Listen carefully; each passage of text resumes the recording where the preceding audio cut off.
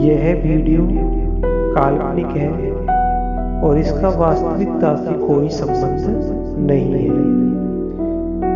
हम आपको बताएंगे कि राजपूतों की उत्पत्ति किस तरह से हुई और यह काल्पनिक है।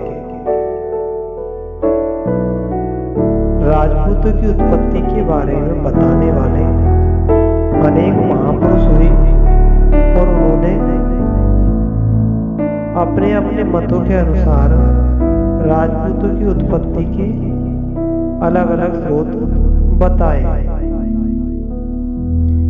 किसी ने बताया कि राजपूतों की उत्पत्ति ब्रह्मा की भुजाओं से हुई है, तो किसी ने बताया कि राजपूतों की उत्पत्ति अग्निकुंड से हुई है।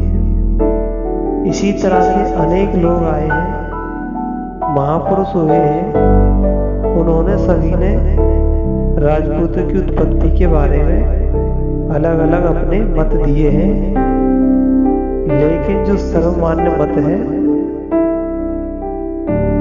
वो अभी सही स्पष्ट नहीं हुआ है। अब हम आपको बताएंगे काल्पनिक मत।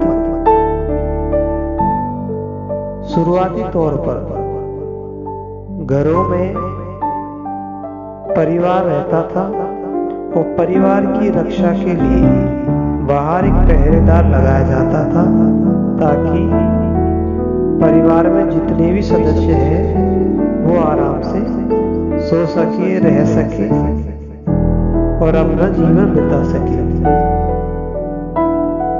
धीरे धीरे परिवार बड़े होते गए, गलियों में तब्दील हो गए, गांवों में तब्दील हो गए और इसी तरह से रखवालों की संख्या भी बढ़ने लगी।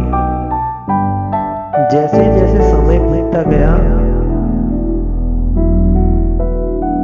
तो देखा गया कि कुछ जब पहरेदार बीमार हो जाते थे या फिर कोई काम आ जाता था तो पहरेदार अपने काम पर नहीं आते, और ऐसी स्थिति में जिस स्थान पर नहीं जाते वहां पर एक असुरक्षित महसूस किया जाता था।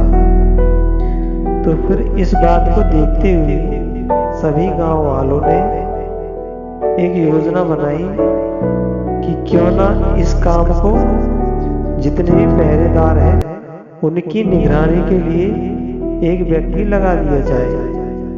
वो यह देख सके कि कौन सा पहरेदार बीमार है और कौन से को काम है जो जिस स्थान पर कोई पहरेदार नहीं जाता है तो उसके स्थान पर दूसरे पहरेदार को किस तरह से नियंत्रित करना है, दूसरा भेजना है। तो इस कार्य के लिए एक व्यक्ति को लगा दिया जाता है और वो ये निगरानी रखता है कि किसी घर में कोई पहरेदार अनुपस्थित तो नहीं है। अगर अनुपस्थित होता तो उसके स्थान पर दूसरे पहरेदार को एडजस्ट कर दिया जाता था। यह परंपरा धीरे चलती रही। जो पहरेदार थे उन्हीं के बच्चे उनके बाद इस काम को करने लगे, पहरेदारी के लिए। अब यह धीरे धीरे गांव की रक्षा करने का एक परंपरागत साधन बन गया कि पिता के बाद में पुत्र और फिर पुत्र का पुत्र, इस तरह से उनकी रक्षा करने लग जाता है और एक व्यक्ति जो उनकी देख रेख के लिए लगाया था वो एक राजा में तब्दील हो जाता है। और इस तरह से एक सेवा करते करते एक राजा बन जाता है। अब यहां तक तो ठीक था,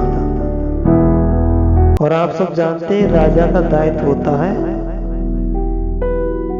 यानी कि एक पहरेदार का कार्य होता है सबकी सुरक्षा करना, उनकी सेवा करना। उसी तरह से राजा का दायित्व होता है पूरी प्रजा का पालन करना, उनकी देख रेख करना कि उनको उनकी रक्षा करना। तो इस तरह से एक राजा की उत्पत्ति होती है। अब इस मत से आप कौन कौन सहमत है, कृपया कमेंट सेक्शन में कमेंट करके बताएं। वीडियो को लाइक करें और चैनल को सब्सक्राइब करें। अब इस तरह से एक ईमानदार राजा की उत्पत्ति होती है और वह पूरे गांव और अपनी प्रजा की रक्षा करता है, देखभाल करता है और उनकी जरूरतें होती है उनको भी वह पूरा करने लगता है। जैसे जैसे समय बीतता गया, राजा स्वार्थी बनने लगा और फिर उन्होंने क्या किया, जो कमजोर घर था, उनके लोग कमजोर थे, उनको डराना धमकाना शुरू कर दिया। पहले तो राजा प्रजा की बात मानता था, लेकिन अब राजा की बात प्रजा को मानने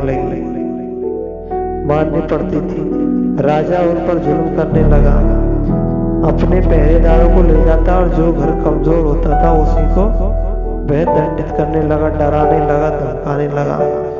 और इसी तरह से धीरे धीरे यह एक परंपरा सी बनती चली गई। और जो व्यक्ति जो काम करता था, जो परिवार, वह उसी कार्य के लिए बाध्य होता चला गया और आगे चलते चलते जातियों की उत्पत्ति होने लगी। राजा धीरे धीरे स्वार्थी होने लगा और स्वार्थ की वजह से ही उन्होंने जो परिवार कमजोर था उनको ऐसे काम दे दिए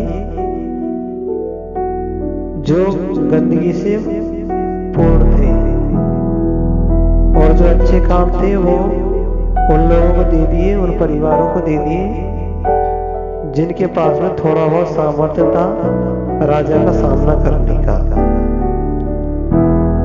और इस तरह से यह काम करने की परंपरा भी धीरे धीरे पीढ़ी दर पीढ़ी चलती गई और इसी तरह से जातियों की उत्पत्ति हुई। जो काम निम्न कोटि का माना जाता था उसको नीच और अछूत शूद्र माना जाने लगा। जिनके पास में थोड़ा बहुत ताकत थी उनको वैश्य और ब्राह्मण माना जाने लगा। और फिर एक रहा क्षत्रिय, जिसके पास में ज्ञान था वो क्षत्रिय, वो ब्राह्मण बन गया। तो इससे आप कितने सहमत हैं? वीडियो को लाइक करना, चैनल को सब्सक्राइब करना।